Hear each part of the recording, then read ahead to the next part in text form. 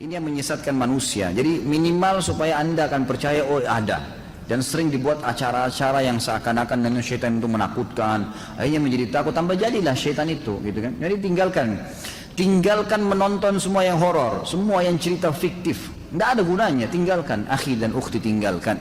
Tutup televisi di rumah. Nggak mati, nggak buta mata kita.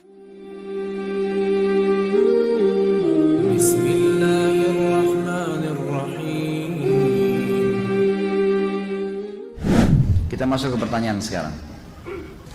Ustaz, dalam Al-Quran disebutkan kita tidak bisa melihat syaitan. Namun apakah ada perbedaan bagi misal bayi-bayi atau balita? Anak saya umur 2 tahun beberapa kali menangis terus tanpa sebab yang diketahui dengan mata tertutup pada satu sudutnya. Kalau yang saya tahu tidak ada. Mereka tidak lihat, insya Allah. Tidak lihat ya. Tapi mereka bisa menakut-nakuti.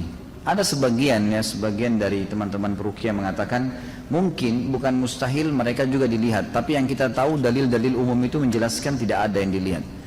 Jadi manusia itu tidak akan melihatnya. Karena Allah sudah mengatakan kecuali memang dasarnya orang tuanya membuka pintu itu. Misal orang tuanya memang dasarnya mewariskan syaitan itu, kan gitu, turun-temurun dia memandikan anaknya. Saya tahu ada keluhan dari satu bapak sudah tua, subhanallah. Semoga Allah selesaikan masalah beliau. Mengeluh dengan saya, dia bilang ibu saya ini sudah sangat tua, tapi perilakunya perilaku yang sangat buruk, udah jauh dari agama, nggak masuk di akal, udah sudah tua tapi masih macam-macam gitu. Saya bilang mungkin, dan tidak mau ibadah, dinasihatin tidak mau dengar. Saya bilang mungkin harusnya ya diruqyah pak. Dia bilang mungkin, tapi memang dia pernah mengatakan, kalian tenang-tenang aja kepada anak-anaknya, saya sudah urus kalian semua, sudah pernah dimandikan, sudah pernah diberikan macam-macam ilmu, dan syaratnya rupanya si ibu ini walaupun sudah tua harus berusaha untuk kelihatan centil, nakal, suka berusaha untuk punya zina dan seterusnya. Bahkan tidak jarang ada syarat dukun-dukun itu, dia kalau berzina itu makin kuat ilmu sihirnya, gitu kan? Nah cara-cara seperti ini yang sering ada ya terjadi. Dan itu ya karena diberikan syarat oleh syaitan, oleh dukunnya. Tapi kalau melihat saya tidak pernah menemukan dalil masalah itu. Termasuk anak-anak ya, jadi tinggal dibacakan saja insya Allah. Ada seorang wanita, dia sudah ditalak suaminya dan diberi nafkah lahir batin, baik lahir maupun batin, tapi belum bercerai secara negara, sehingga masih berstatus sebagai istri, dan wanita tersebut ingin segera menikah lagi dengan kekasih barunya dikarenakan takut berzina. Sedang menurut agama wanita boleh menikah setelah masa iddah 3 kali.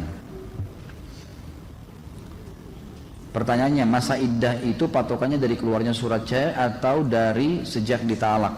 Bolehkah secara agama menikah lagi kalau surat cerai dari negara belum ada, tapi suami sudah mentalak dan sudah tidak pernah memberi nafkah lahir dan batin? Tentu saja kalau secara syar'i boleh saja, secara syar'i sudah dianggap sah perceraian tersebut ya. Kalau dia sudah lewati 3 kali masa iddah sudah. Tetapi kalau menurut saya yang buat masalah nih, dia soalnya berhubungan gelap. Makanya dia buru-buru mau nikah dengan pacarnya tadi, dengan kekasihnya.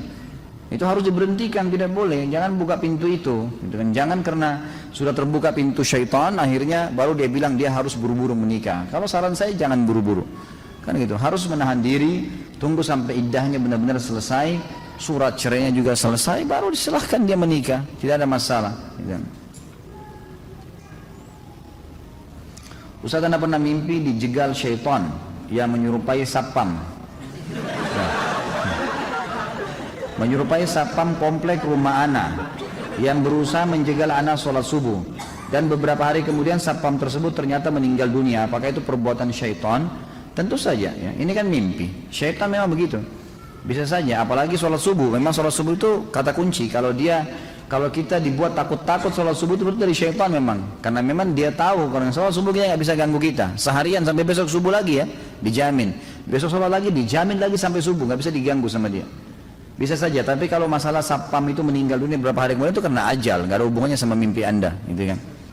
Nah ini pertanyaan yang 2 dan 3 sebenarnya jauh dari pertanyaan bahasan kita. Tapi karena satu kertas baiklah. Apakah membagi warisan disamaratakan antara laki-laki dan perempuan sesuai kesepakatan mereka? Apakah diperbolehkan? Tidak boleh. Tidak boleh. Hukum Allah, laki-laki 2, perempuan 1. Walaupun Anda mau, nggak boleh. Terima dulu bagian Anda 2, laki-laki, perempuan 1. Setelah itu mau kasih sendiri silahkan. Tapi nggak bisa dari awal. Nggak boleh membantah hukum Allah.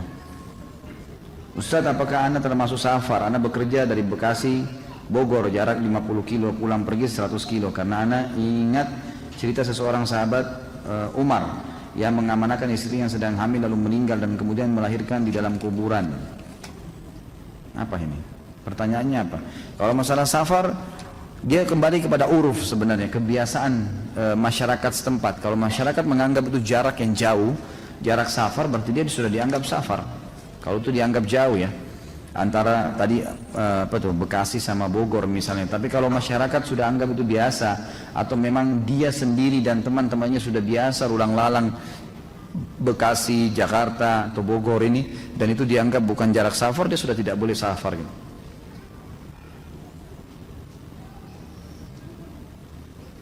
Kalau tidur, kata istri saya, kadang saya nangis sebentar atau sesekali.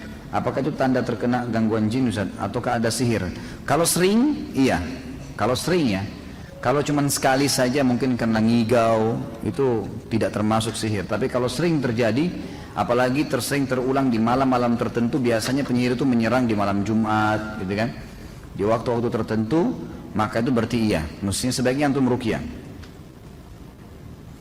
Saya punya ada laki-laki yang memiliki rasa was-was berlebihan dan seperti kehilangan kepercayaan diri, sehingga walaupun sudah dewasa tapi sikapnya masih seperti anak kecil, ketakutan berlebihan. Apakah ini termasuk gangguan syaitan?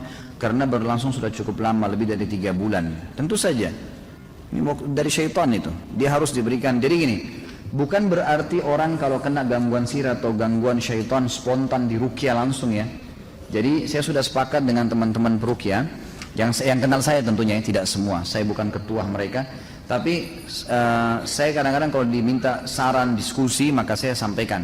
Jadi sebelum meruqyah itu harus ada diagnosa dulu, tanya dulu. Bisa saja mungkin itu penyakit kejiwaannya dia, memang hanya karena dia was-was, hanya karena memang, jadi umumnya lah seperti syaitan menggoda, itu masih gampang, tinggal ditepis dengan membangun kepercayaan dirinya. Tapi kalau memang itu rutin, memang dia ketakutan, atau kadang-kadang dia kalau lihat peruqyah saja itu sudah merasa nggak enak, nggak nyaman, gitu kan?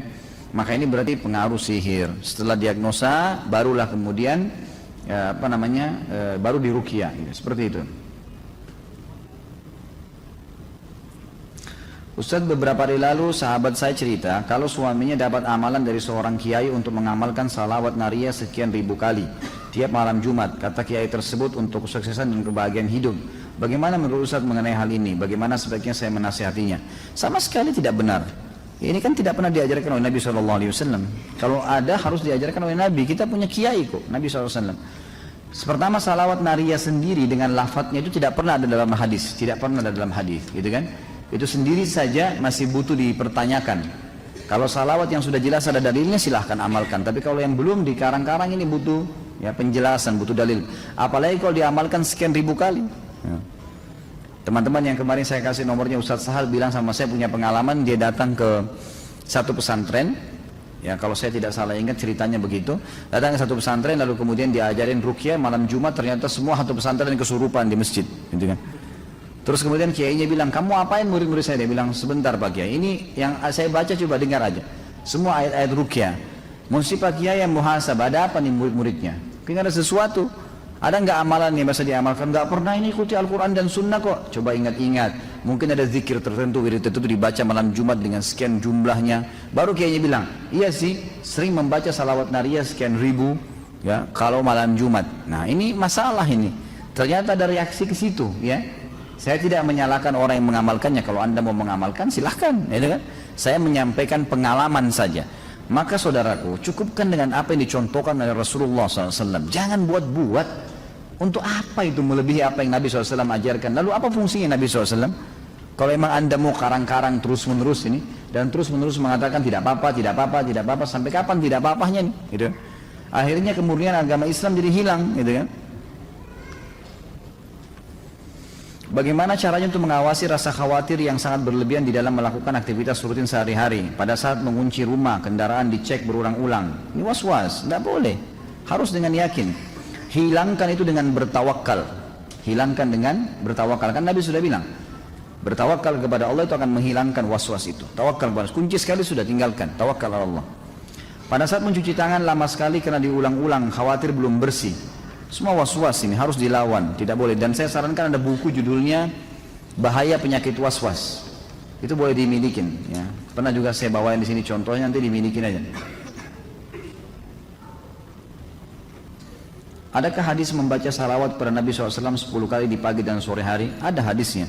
Cuma memang diperselisihkan oleh ulama tentang kesahihannya, gitu kan.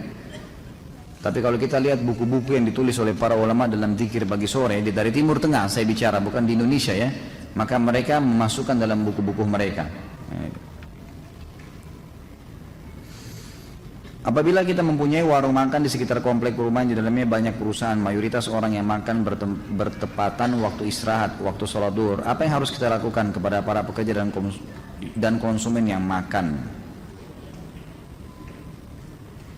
Apakah kita menunda terlebih dahulu waktu sholat sampai waktu istirahat selesai? Tentu tidak lah, gitu kan? Sholat aja, gitu kan? Sholat. Kalau anda suami istri, anda boleh suruh istri anda, istri nggak ada masalah, mereka boleh sholat di situ kan. Tapi kalau anda sendiri jangan tinggalkan masjid, jangan tinggalkan sholat. Atau kalau perlu bagaimana caranya supaya bisa dihidangkan, atau ada pegawai yang memang pegawai itu mungkin ya, kalau memang banyak pegawai yang makan juga yang mampir itu adalah orang-orang perempuan misalnya, wanita, maka bisa pakai wanita. Kalau tidak, maka bertawakal kepada Allah SWT. Sholat dulu, habis itu layani mereka. Tidak usah khawatir dengan rezeki. Itu saran saya ya. Kalau anda bisa bertanya pada ustadz lain, bisa disarankan misalnya nggak apa-apa tunda sholatnya, ya silakan saja. Kalau saya tidak sarankan itu. Bila kita memulai usaha warung makan malam hari dan bertepatan dengan sholat maghrib dan isya, apakah kita boleh menjamak sholat tersebut? La ilaha illallah. Menjamak sholat gara-gara dagang tidak boleh. Nah, apakah baca Quran harus berwuduk dulu? Ya afdalnya iya. Afdalnya berwudu dulu, gitu kan. Tapi kalau sebenarnya batal wudu dan tidak sempat, itu masih ada yang membolehkan. Tentu lebih baik ya, adabnya seperti itu. Bagaimana adab dalam Islam ketika kita makan tapi tidak habis atau berlebih? Tentu saja kita ambil sesuai dengan porsinya. Dan ulama mengatakan syaitan masuk juga di makanan tadi. Karena ada bahasan masalah makanan, jadi saya jawab pertanyaan ini. Maka kata para ulama, syaitan masuk ke dalam makanan termasuk dalam masalah porsinya. Sering kita dibuat hawa nafsunya lagi naik, kemudian mau ambil banyak, akhirnya tidak bisa dihabisin. Karena mubadzir itu adalah saudara syaitan. Kata Allah SWT, innal mubadzirina kanu ikhwana syayatin. Orang-orang yang suka tabzir itu adalah saudaranya syaitan. Jadi syaitan sengaja menggodanya untuk itu. Dan Nabi SAW mengatakan, kalau makanan kalian jatuh di bawah, bersihkanlah. Untuk yang masih bisa dibersihkan, dan jangan biarkan sepotong pun buat syaitan. Ternyata syaitan sering buat gitu tuh. Kita disuruh ambil banyak, akhirnya kita tidak habiskan. Sunnah Nabi SAW membersihkan makanan, makanya ambil porsi secukupnya. Pertama di pandangan orang juga bersih, baik ya. Ambil sedikit nasi, sedikit lauk, dimakan. Kalau masih pengen tambah lagi. Jangan tamak terlalu banyak, akhirnya nanti tidak habis dan dibuka pintu syaitan. Ustaz, apa hukumnya berwudu sebelum tidur tapi sedang haid? Dianjurkan. Orang haid hanya meninggalkan yang dilarang saja. Sholat, puasa, itu kan? Yang dilarang saja. Menyentuh fisik Al-Quran. Tapi kalau wudu sebelum tidur, zikir pagi sore, mengulangi hafalan, menjenguk orang sakit, menghadiri majelis ilmu, semua boleh. Amalkan, yang dilarang saja yang ditinggalkan.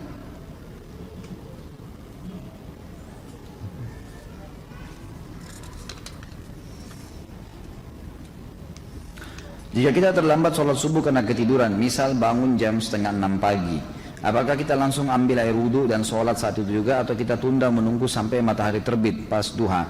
Tentu sholat pada saat itu. Pada saat itu juga sholat, jangan ditunda. Bahkan kalau anda sholat sebelum terbit matahari, maka masih masuk dalam waktu subuh, gitu kan? Maka sebaiknya jangan ditunda. Kalau anda tunda berarti mengeluarkan sholat dari waktunya, dan itu berbahaya. Masuk dalam dosa nanti. Saya orang yang terkena penyakit was-was, sekarang 3 kali takbir saya ulang. Jika sudah lebih dari 3 kali, apakah saya sudah batal dan harus uduk lagi? Tidak batal tentunya, ya, dan tidak usah diulang. Dan saya sarankan jangan was-was. Allahu Akbar, selesai. Was-was syaitan datang, kamu kurang, tidak usah tepis aja. Ya, tadi sudah diajarin, a'udzubillahi minasyaitonir rajim, meniup 3 kali di sebelah kiri. Itu Bagaimana cara menasihati kakak yang jika diajak sholat berjamaah di masjid mengatakan aku nggak mau kelihatan riya karena sholat dilihat orang. Yang penting kan sudah sholat di rumah, nggak perlu dilihat orang. Inilah waswas syaitan. Harus dilawan. Gimana caranya? Perintah Allah dan Rasulnya begitu? Ini waswas syaitan ini, tidak boleh. Tapi jika kira ada tahlilan berjamaah, beliau datang dengan mengatakan kita ini hidup bermasyarakat, nggak bisa hidup sendiri. Kalau kita mati siapa yang mau ngubur kalau bukan tetangga gitu kan? Ini waswas syaitan luar biasa, ini permainan syaitan ke dia. Sampaikan apa adanya, tugas Anda sampaikan saja. Selebihnya doakan. Kita nggak bisa mengubah orang itu. Bab sholat, baik. Bagus juga nih kalau ada yang bertanya tulis judulnya, jadi saya langsung tahu ya.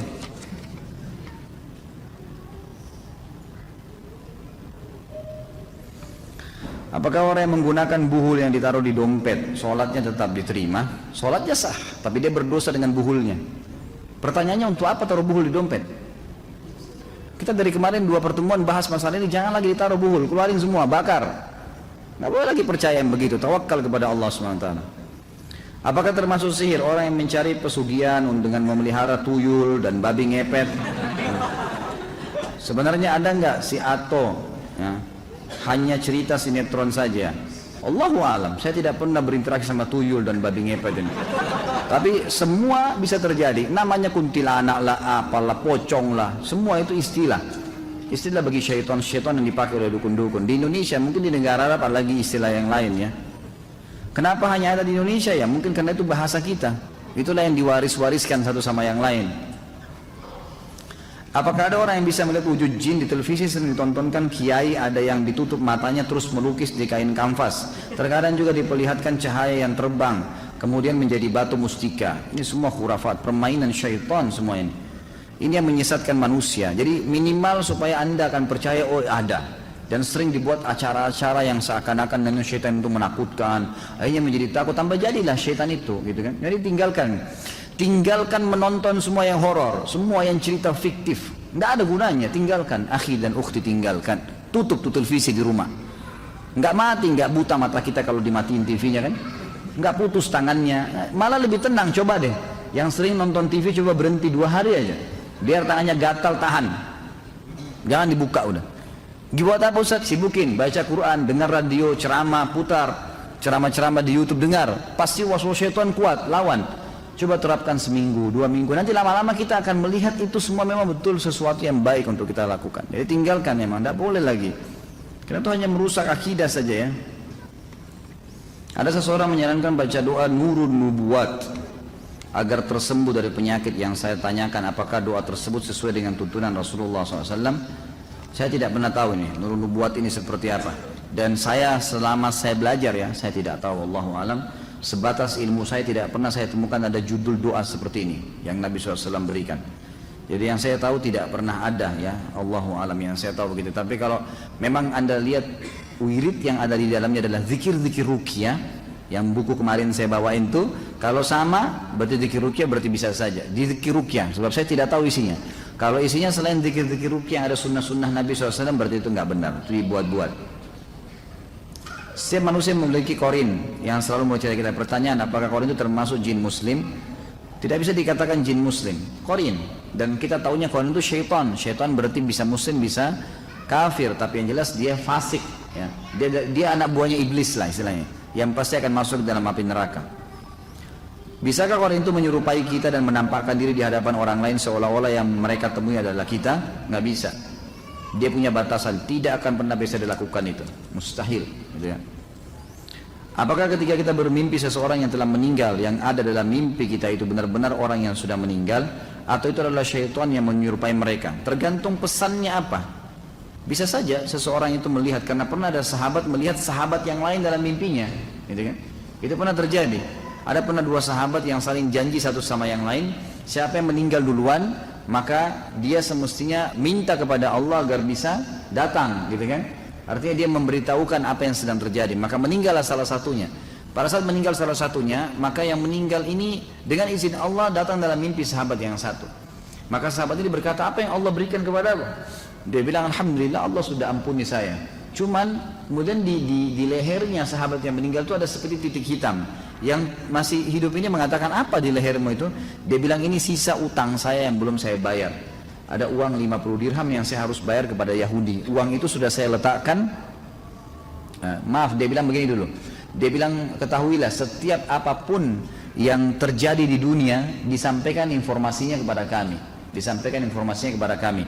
Sampai apapunnya, sampai apapun, termasuk kucing saya, kucing kami yang baru meninggal, baru mati 2 hari yang lalu, gitu kan?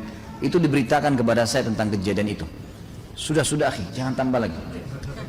Ini sudah banyak. Dengarin dulu, siapa tahu pertanyaan-pertanyaan ini ada yang jadi pertanyaan antum ya. Sampai mana tadi? Kucing. Ini jangan ngacoin nih bawa pertanyaan terus. Kucing pun saya lupa ini. Akhirnya dia bilang, ada utang saya dan saya sudah siapkan 50 dirham itu di rumah saya, di bawah sebuah tempat di dekat pintu rumah saya, di bawah tanah, ditutup sama batu. Angkatlah dan bayarkan utang saya. Dia pun keesok paginya temannya ini datang ke rumahnya lalu bertanya kepada istrinya, apakah sesuatu yang terjadi di rumah kalian? Kata istrinya, nggak ada. Istri yang sudah meninggal, istri yang laki-laki sudah meninggal. Dia bilang, nggak ada, hanya saja kucing kami meninggal 2 hari yang lalu, mati.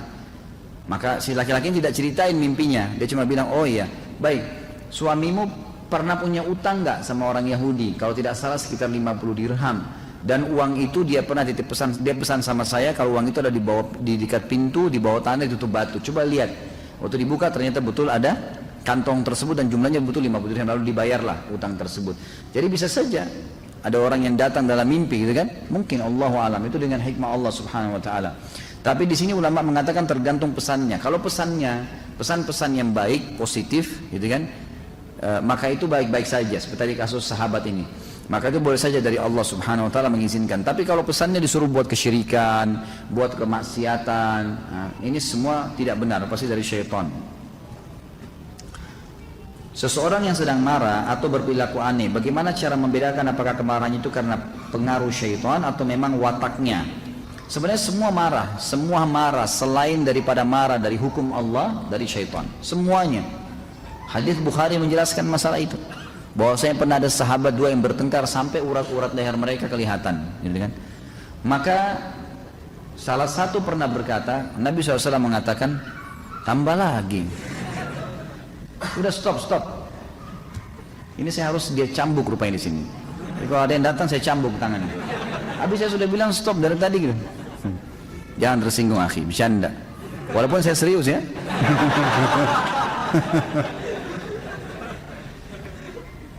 Sampai mana tadi? Hah? Cambuk? Hah? Sampai mana tadi? Lupa? Sama-sama lupa. Baik.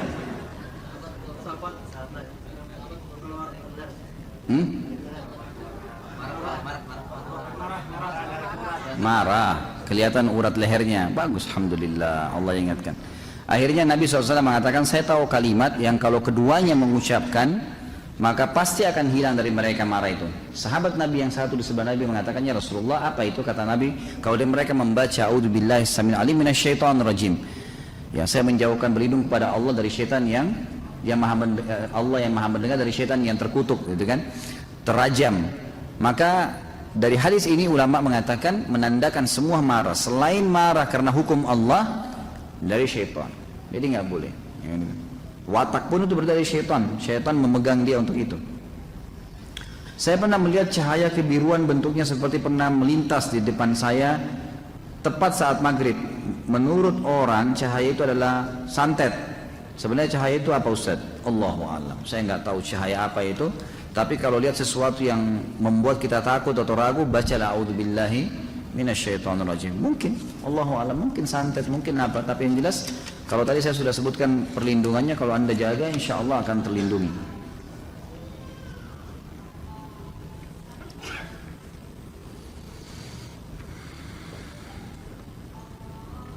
Baik, ini kena 1 Muharram ya. Ustaz, peringatan 1 Muharram dilarang sampai sejauh mana? Jika 1 Muharram dijadikan momentum syiar Islam, apakah dilarang? Misal akan ada acara gebiar Muharram, lalu diadakan lomba-lomba seperti tahfidzul Quran, adzan, cerdas cermat, Quran dan seterusnya. Apakah tidak diperbolehkan? Syukran. Allahu alam, saya bukan mengatakan pendapat saya pribadi ya, bukan masalah pendapat saya pribadi, tapi memang kita harus kembali kepada pendapat umumnya ulama.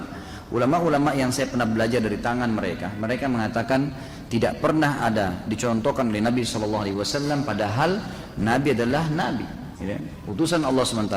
Begitu pula dengan para sahabat merayakan tahun baru Islam, tidak pernah ada itu. Belum pernah mereka merayakan itu. Kalau kita mengemasnya, mengatakan ya kena alasan kaum muslimin adakan tahun baru Islam, kenapa? Karena orang Nasrani punya tahun baru Masehi kan? Makanya kita juga tarik-tarik, mencontohi kata Nabi SAW, man tasyabaha biqaumin fahuwa minhum. Siapa yang menyerupai satu kaum maka dia akan sama dengan mereka. Jadi kita karena merasa begitu, ada acara hari lahirnya Nabi Isa, kita juga buat acara lahirnya Nabi Muhammad SAW, ikut-ikuti mereka. Untuk apa? Untuk apa menambah-nambah nih? Kenapa kita harus merayakan satu Muharram? Apa masalahnya? Apa urusannya gitu? Nggak ada hubungannya dengan syariat kita, gitu. Maaf, jangan tersinggung kalau saya membahasakan begini ya. Karena kita kan di Indonesia, setiap orang katanya punya hak untuk menyampaikan. Saya juga punya hak menyampaikan apa yang saya pelajari kan gitu. Sebagaimana ada orang yang sesat menyampaikan segala macam pendapat yang salah. Kita cuma meminta dalil saja. Kembali kepada kemurnian agama. Permasalahannya adalah belum pernah diriwayatkan Nabi SAW merayakan, kiai dan dulu kita tidak pernah merayakan satu Muharram dengan alasan apapun. Lomba kuda kah, lomba mana kah, nggak pernah ada kan? Nggak pernah ada sama sekali. Maka tidak perlu diadakan. Karena kalau Anda buka itu, nanti tahun depan arakan lagi. Nanti dari cerdas cermat pindah ke ini, pindah ke itu. Nanti macam-macam terbumbu-bumbu hilang. Ya kan? Terbumbu jadi macam-macam, jadi kemana-mana. Nabi SAW tidak pernah rayakan Isra dan Mi'raj. Memang Nabi nggak pernah rayain itu. Coba datangin riwayat deh. Ada nggak pernah Nabi rayain Isra Mi'raj? Memang nggak pernah. Tapi kan itu momentumnya. Kita disuruh buat majelis ilmu, jelasin kepada kaum muslimin. Bukan ditentukan tanggalnya lalu dirayakan. Kan gitu. Jadi memang ini kita hanya mengajak kepada kemurnian syariat. Tapi kalau Anda menganggap ya sudahlah saya tetap mau lakukan, ya, itu hak Anda, silahkan.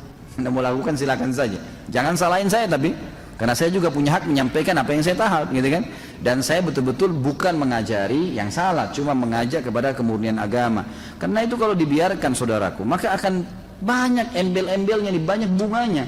Agama kita jelas, terang seperti matahari di siang hari, nggak butuh ditambahin, nggak butuh.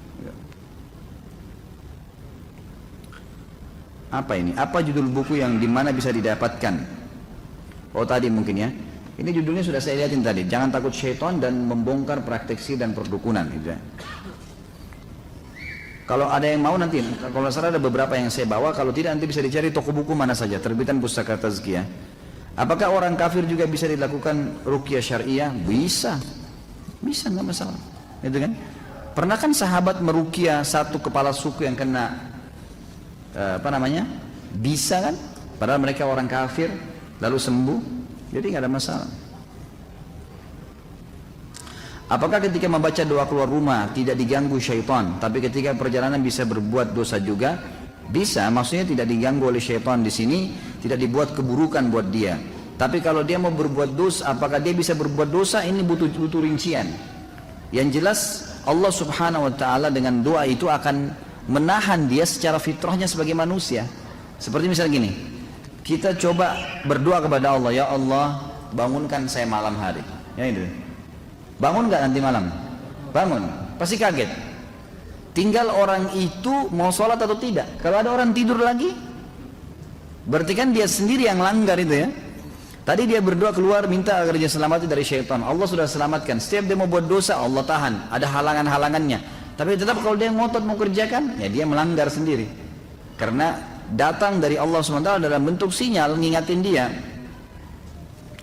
Apakah membaca surah Al-Baqarah semua ayat atau sebagian cukup? Tentu semua ayat ya, karena surah Al-Baqarah.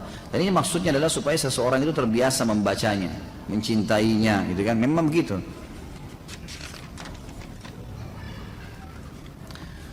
Saya pernah diajak oleh orang tua mendatangi dukun, saya di punggungnya seolah ditulis tulisan Arab dan saya disuruh mandi. Apakah saya sudah terkena sihir? Lalu bagaimana ruqyah yang harus saya lakukan untuk sembuh? Iya, sudah kena sihir. Sudah kena sihir. Caranya saya ajarkan kemarin, membaca minggu lalu kita sudah ajarin caranya membaca Al-Fatihah, Al-Ikhlas, Al-Falaq, An-Nas, ayat kursi, Al-Kafirun, 6 ayat dasar, kemudian Anda tiup ke telapak tangan lalu usap di tempat yang pernah diukir itu. Kalau tiba-tiba sendawa, merinding, berarti itu ada masalah sihir, gitu kan? Masalah sihir, dan bisa lebih jauh konsultasi sama teman-teman ustadz yang saya sudah kasih nomornya kemarin. Kalau belum catat nanti bisa datang kepada saya selesai ini ya.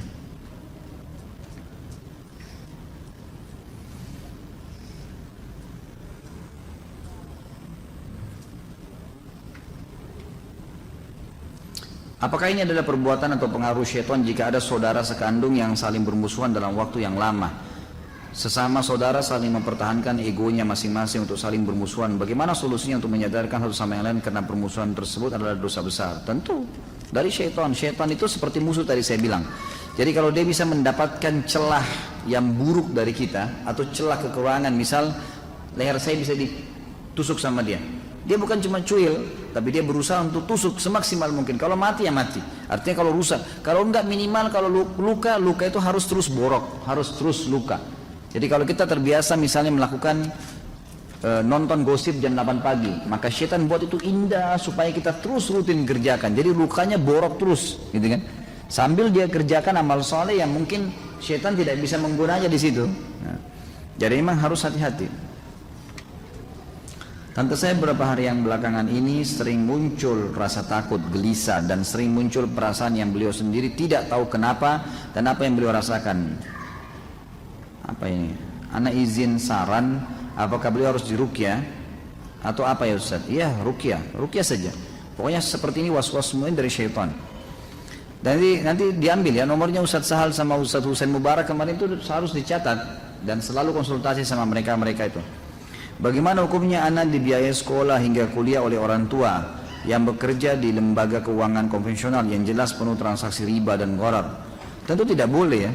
Ya tidak boleh. Jadi orang tua kita berdosa karena dia memberikan nafkah haram, ribawi. Anda sendiri harus bertaubat kepada Allah Subhanahu wa taala. Kalau sudah taubat, maka mudah-mudahan ya yang lalu-lalu itu sudah Allah maafkan, sekarang jangan buka lagi pintu riba itu. Jika masih suka emosi, padahal selalu sholat dan baca Al-Quran, apakah harus diruqyah? Seringkali sadar tapi keesokan masih tetap emosi, terus diruqyah. Bahkan jangan heran ya, ada penghafal Al-Quran itu diruqyah kesurupan. Ada, banyak kasus terjadi. Jadi tidak selamanya gitu. Bisa saja. Nabi SAW aja kena sihir, apalagi cuma penghafal Al-Quran ya. Terkadang kita melihat orang menempel tulisan Bismillah dalam bahasa Arab dan sebagainya di motor atau mobil. Apakah itu dikatakan sebagai jimat untuk terhindar dari bahaya?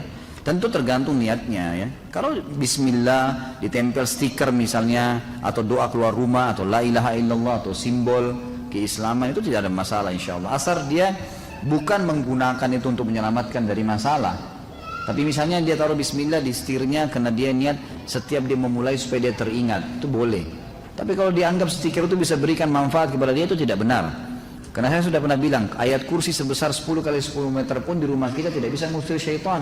Al-Quran pun dengan lengkap ditaruh tidak akan bisa mengusir syaitan. Kecuali kalau dibaca, gitu kan? Kecuali kalau dibaca.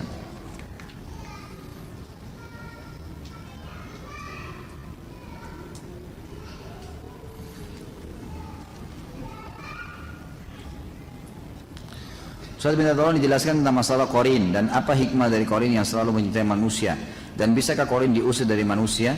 Korin itu memang Nabi SAW jelaskan, ada memang korin, kalian didampingi oleh korin, syaitan yang memang Allah titipkan gitu kan, yang selalu membisikkan keburukan. Ini semua karena permintaan iblis ya, yang ingin menyesatkan manusia, maka Allah SWT izinkan dia.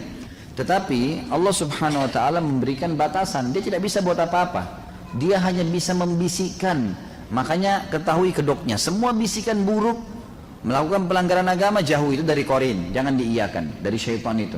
Udah selesai, dia nggak bisa buat apa-apa, dia nggak bisa paksain kita berbuat dosa, dia nggak bisa cekik kita, tarik tangan kita, nggak bisa, dia nggak bisa buat apa-apa, cuma itu saja.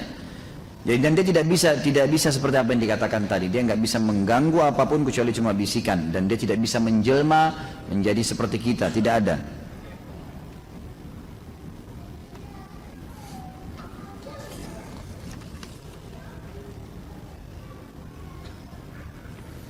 Cara untuk mematikan syaitan yang berbentuk manusia dan cara menunjukkan mereka ke jalan yang benar, seperti seseorang yang mengatakan lebih memilih sholat bersama syaitan daripada sholat rapat-rapat misalkan. Jadi jangan dimatikan kalau manusia ya, didakwahi. Kalaupun harus diperangi, maka itu adalah musuh-musuh orang-orang kafir yang di medan perang, itu baru. Nah itu semua adalah hizbus syaitan namanya ya, kelompok-kelompok yang bersama syaitan, orang-orang yang memerangi kaum muslimin gitu kan. Itu semua dari syaitan, memang itu harus diperangi. Tapi kalau orang yang hanya sekedar dari kata-katanya karena kejahilannya, dia butuh didakwahi, didoakan. Jangan dibunuh kalau gitu.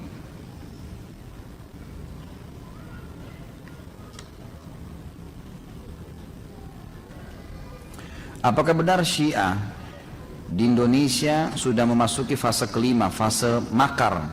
Allahu a'lam. Apakah mereka mau masuk fase itu tidak? Kalau mereka masuk fase itu ya tentu kita hadapi, nggak ada yang perlu dikhawatirkan, gitu kan? Tapi begini, masalah Syiah jangan dibesar-besarin. Mereka adalah kelompok yang kecil, bukan besar, gitu kan? Ahli sunnah adalah komunitas, tetapi ahli sunnah tidak boleh diam. Saya sudah katakan semua ahli sunnah sekarang, semua ahli sunnah sudah wajib bagi mereka, para ustadz-ustadznya, dai-dainya, kiai-kiainya, di semua pesantren, kalau perlu pasang spanduk anti Syiah, memang gitu. Pemerintah kita harus melarang kelompok ini, sebagaimana Malaysia melarang. Nggak boleh ini kelompok ngawur ini. Mengatakan Al-Quran kurang, sahabat dikafirkan, nggak mungkin itu, nggak mungkin udah. Ini nggak boleh dibiarkan ini. Tentu kalau dibiarkan mereka bisa buat makar. Kalau sekarang saya tidak tahu ya, karena tidak ada kelihatan masalah makar itu. Tapi bisa saja terjadi karena terbukti di Irak, terbukti di Syria, terbukti di Yaman. Pada saat mereka berkuasa mereka membantai kaum muslimin. Ahli sunnah dianggap halal darahnya. Sementara kita ahli sunnah tidak pernah menghalalkan darah mereka, tidak pernah. Kita mengklaim kalau orang yang sudah mengatakan Quran kurang, sahabat kafir, bisa sampai pada tingkat kekufuran dan tetap didakwahi, tetap diberikan kesempatan taubat. Beda dengan mereka, gitu kan? Jadi memang ini harus hati-hati. Kalau emang demikian, bagaimana sebaiknya sikap kita? Saya bilang tadi, sikap kita harus semua pesantren wajib pasang spanduk anti Syiah. Semua kiai-kiai ustadz menjelaskan siapa mereka, dan alhamdulillah MUI sudah keluarin buku. Mestinya buku itu dibedah di mana-mana. Dan itu teman-teman sudah berupa ijtihad. Yang lain juga sudah banyak tahu ya, harusnya memang disebarin. Tindakan nyata apa yang bisa kita perbuat untuk mencegah, mengingat mungkin kita masih punya waktu untuk mencegahnya? Tentu saja ya, harusnya kita bisa melakukan kiat-kiat banyak ya, banyak hal. Kemarin saya diundang di Bandung untuk acara itu dengan teman-teman aliansi Syiah, anti Syiah. Kemudian kita menjelaskan tentang Nabi Muhammad SAW siapa, bagaimana mencintai beliau, mencintai para keluarganya, sahabatnya. Lalu kita membahas sedikit tentang masalah Syiah ini. Memang sudah harusnya, dan saya temukan Masya Allah ibu-ibu itu ya, ibu-ibu yang jadi kalau tidak salah aliansi wanita nasional anti Syiah, seperti itulah. Dan itu mereka sudah sampai pada tingkat mendapatkan di buku-buku sekolah sekarang, buku SMP, buku SMA. Kalau dulu tokoh-tokohnya ada Wati, ada siapa, gitu kan? Kata mereka begitu. Sekarang sudah diganti Husain, Fatimah, dan selalu ceritanya kalau ada Fatimah sama Aisyah, Aisyah pasti anak nakal, gitu kan? Kesannya begitu. Jadi sudah masuk ke masalah pendidikan, udah mulai masuk ke masalah jajaran politik dan seterusnya. Memang orang ahli sunnah sudah harus hati-hati nih. Jadi yang punya wewenang bisa mengingatkan pejabat-pejabat kita, ingatkan.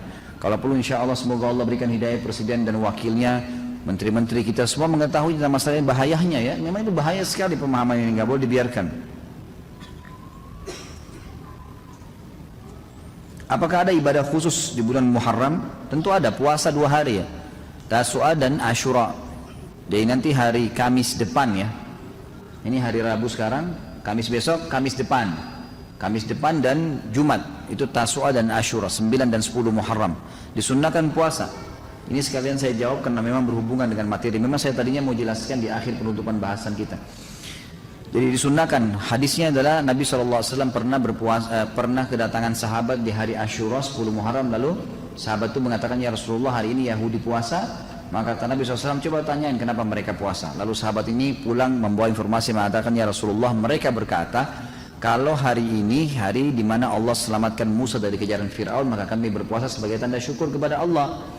Maka kata Nabi SAW, kami lebih berhak terhadap Musa daripada mereka. Maka beliau menyuruh puasa. Lalu dalam hadis Bukhari Muslim dijelaskan waktu ditanya tentang fadilah puasa Asyura 10 Muharram, beliau mengatakan bisa mengampuni dosa-dosa kecil setahun yang lalu, gitu kan. Jadi dibersihkan dosa setahun yang lalu. Maka ini berarti fadilah. Kemudian puasa 9-nya disebutkan dalam hadis riwayat Tirmidzi dengan sanad hasan, bahwasanya beliau mengatakan lain baqitu ila qabil asumanna tasi', kalau saya masih hidup tahun depan saya akan ikutkan dengan puasa 9-nya agar tidak sama dengan Yahudi. Itu memang ada dianjurkan di bulan Muharram, tapi selainnya tidak ada ibadah yang khusus diperintahkan. Teman saya orang tuanya meninggal, dia sudah tahu tentang sunnah yang tidak ada tahlilan di dalam Islam, tapi keluarganya belum paham tentang sunnah, tetapi keluarganya tetap saja mengerjakan. Pertanyaannya, apakah tindakan teman saya agar baik di mata keluarganya dan baik di mata Allah? Nah, sampaikan. Ya, sampaikan apa adanya. Kalau saya belajar, saya dapatkan dia belum pernah ada sunnahnya. Lalu dalam acara dalam kematian itu kita jalankan sunnah Nabi SAW. Sunnahnya adalah orang-orang ini membuka pintu rumahnya 3 hari, menerima orang-orang yang datang untuk takziah. Kemudian orang yang datang bertakziah mendoakan, membawakan makanan dan minuman selama 3 hari. Itulah sunnah Nabi SAW. Tidak lebih daripada itu. Dan Nabi SAW kalau bertakziah di rumah sahabat tidak pernah berlama-lama. Mendoakan, a'zamallahu ajrakum, inna lillahi ma'ata wa lillahi ma'akhat wa kullu syai'in bimiqdar. Ya. Semoga Allah mengagungkan pahala kalian, sungguhnya milik Allah yang diambil, milik Allah yang dia beri, milik Allah yang diambil, dan semua berputar sesuai dengan takdirnya. Lalu kemudian dia membawakan makanan dan minuman dan dia pulang, gitu kan? Seperti itulah.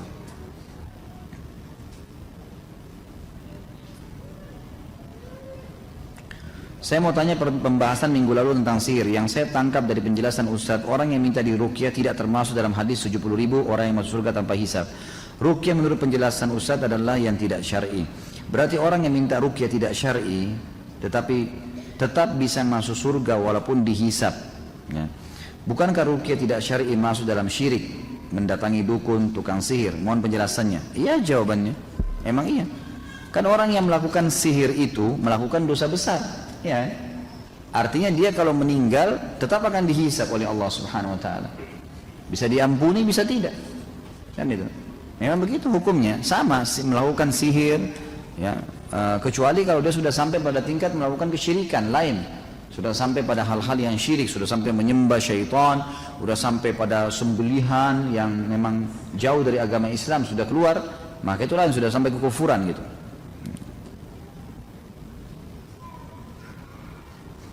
Bagaimana dengan alat musik yang terlanjur kita miliki? Bolehkah kita jual? Pendapat ulama yang kuat boleh dijual kepada orang-orang non-muslim. Kemudian uangnya digunakan untuk sedekah di jalan Allah Subhanahu wa taala. Saya punya kakak yang terkena sihir dan apa ini?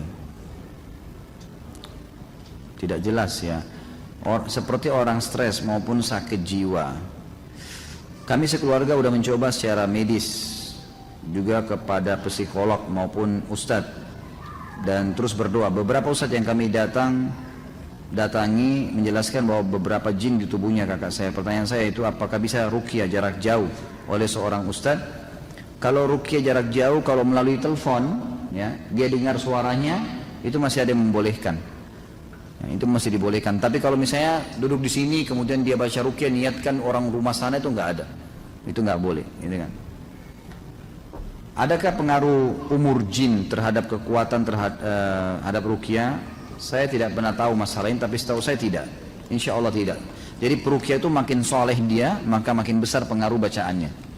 Apalagi kalau dikuatkan dengan pasien juga memperbaiki keadaannya secara ibadah, maka lebih kuat lagi. Bagaimana membersihkan rumah dari pengaruh jin-jin? Karena kakak saya tidak sadar atau kurang sadar lagi untuk membaca Al-Quran. Jadi diruqyah rumahnya, sudah saya jelaskan. Ambil air, kemudian diruqyah rumah itu. Diruqyah air tersebut lalu disemprot di sekitar rumahnya. Insya Allah itu bisa membersihkan dari penyakit sihir tadi. Dan saya sarankan, nanti sebentar ya, saya ulangi aja nomornya Ustaz Sahal, nanti dicatat lagi karena ini kayaknya masih banyak yang tidak hadir kemarin. Dicatat nanti konsultasi dan bisa undang beliau ke rumah. Sama Ustaz Husain tadi itu bisa diundang insya Allah. Saya punya kenalan, dia mengaku sebagai ahli pengobatan menggunakan telur ayam sebagai media pemindahan penyakit pasien dan juga menyuruh pasien mandi dengan bunga-bunga tertentu. Apakah ini merupakan praktek sihir? Jelas iya, ya, jauhi itu nggak boleh.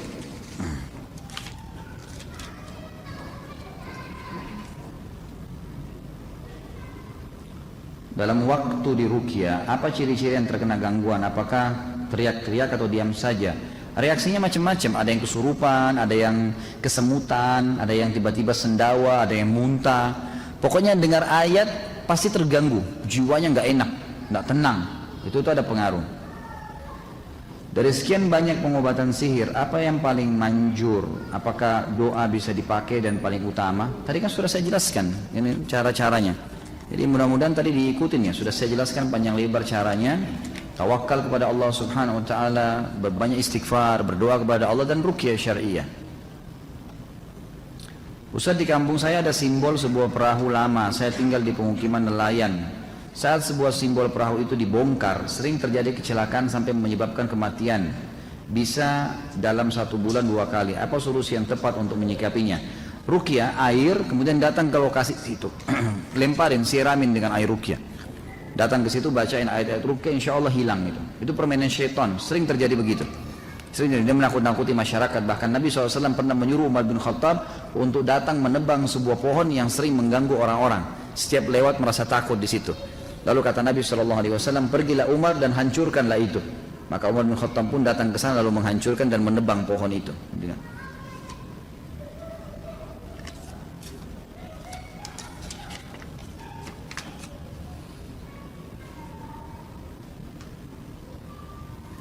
Apa tidak punya anak juga termasuk karena gangguan jin? Bagaimana meruqyahnya? Bisa terjadi.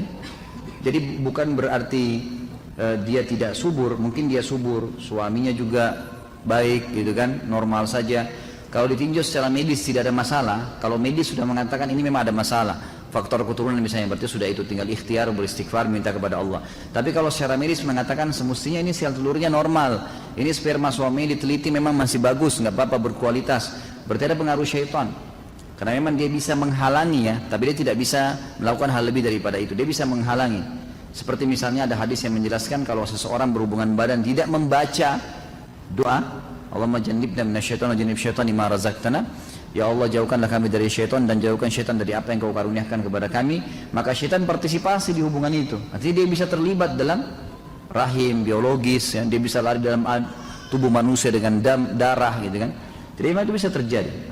Makanya sebaiknya memang dia ruqyah ya. Coba di ruqyah, dan banyak orang yang di ruqyah juga dengan teman-teman yang sudah saya kasih nomornya itu, insya Allah beberapa bulan kemudian setelah ruqyah ada reaksi, mereka hamil dan seterusnya. Ayat 1000 dinar, 1000 macam kekayaan, apa benar Ustaz? Allahu a'lam. Ayat ini memang ayat yang benar dalam surah At-Talaq ini ya. Tapi kalau dinamakan ini ayat 1000 dinar, saya tidak pernah tahu itu.